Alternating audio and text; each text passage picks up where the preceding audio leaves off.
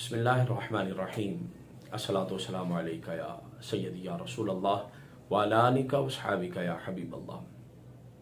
मुहर्रमुल हराम का महीना यकीनन ये इस्लाम और अहले ईमान के लिए बड़ा मुक़द्दस महीना है, जिसके साथ हमारी बड़ी यादें वाबस्ता हैं। इस महीने के अंदर सैयदुश शुहदा सैयदुना इमाम हुसैन पाक रज़ियल्लाहु ताला अन्हु और आपके रफ़ाक़ा की कुर्बानियाँ, ये इस्लाम के अंदर एक ऐसा वाक़या और ऐसा अमर है कि जिसको सब अहले इस्लाम और अहले ईमान जब पढ़ते हैं, सुनते हैं तो उनके दिल कांप जाते हैं।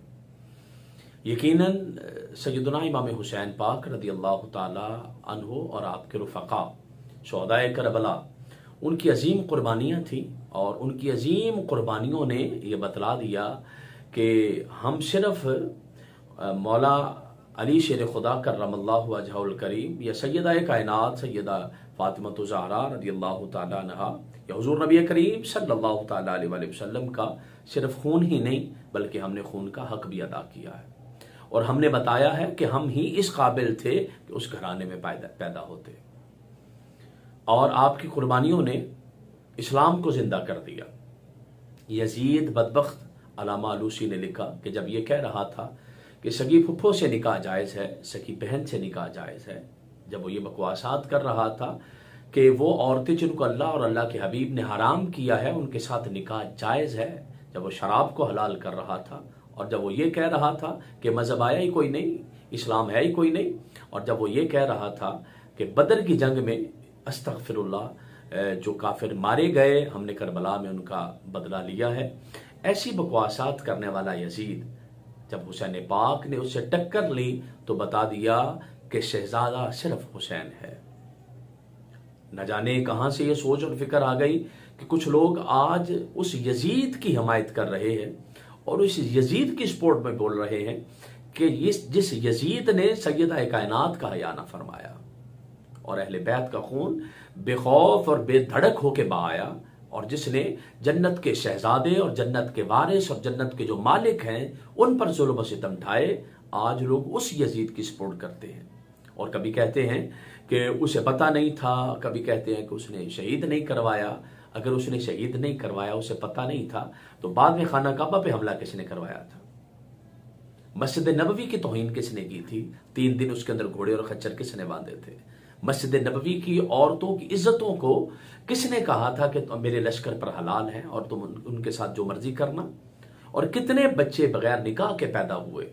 ये सब यजीद के शाकार थे और ये सब उसी के कारनामे थे।